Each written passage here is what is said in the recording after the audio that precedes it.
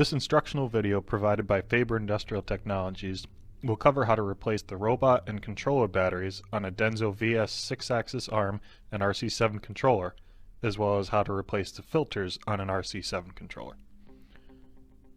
The only tools you should need are a set of needle nose pliers and a JIS No. 1 screwdriver. If you don't have one of these, you can use an equally sized Phillips screwdriver. Just be careful, as you can easily strip out the head of the screw. The other parts you will need are Denso parts for the robot batteries, controller battery, and the filters. These parts are included here. Let's get started. The first thing to note is that we recommend performing the battery replacement with the robot and controller powered on. This is contrary to what the manual states.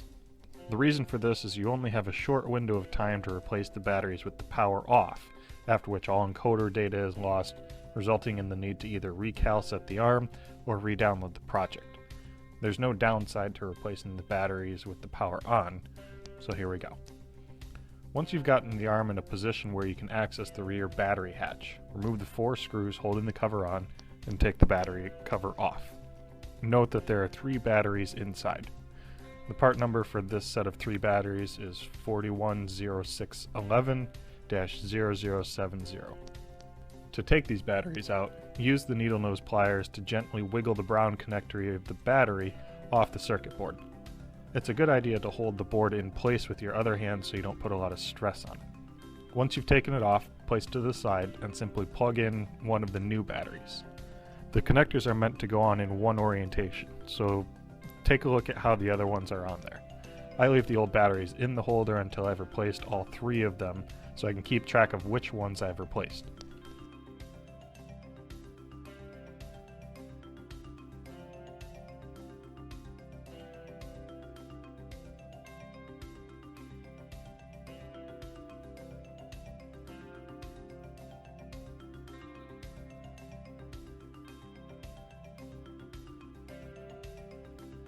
Once you've plugged in all 3 of the new ones, remove all of the old batteries and place the new batteries in the slots.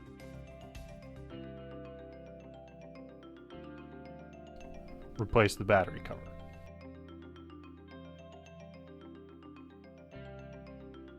Next is the controller battery. The controller battery is located behind this door here. You'll need to remove these 2 screws to get at it. Denso part number included here for you. Once the door is open, the replacement is the same as for the robot batteries. Use the needle nose pliers to wiggle the connector loose, plug in the new battery, set it in the slot, and close the door back up. Once we've replaced the batteries, we should set a new date for changing the batteries and reset the odometer. On the teach pendant, hit Set, then Maintenance, and then Battery. Accessing this screen displays a date which is 2 years from the current date, which is displayed in the parentheses at the top of the screen. Hit OK. Hit OK once more to set the date. Next, hit odometer so that we can reset the trip meter for the ARM. Once that screen comes up, hit reset and then OK. You'll notice the trip meter has been reset to 0. The last item we'll cover in this video is the filters. On the RC7, there are 4 filters found in these locations, and the covers are secured with thumb screws. These filters could just be blown out with compressed air and replaced, but they're an inexpensive enough item to replace that it doesn't really matter which one you choose to do. What matters most is keeping some sort of clean filter media in these locations.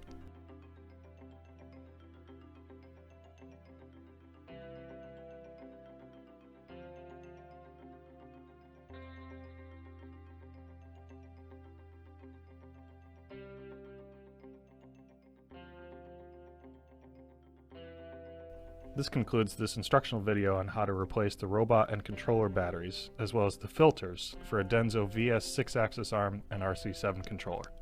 Thanks for watching, and have a great day.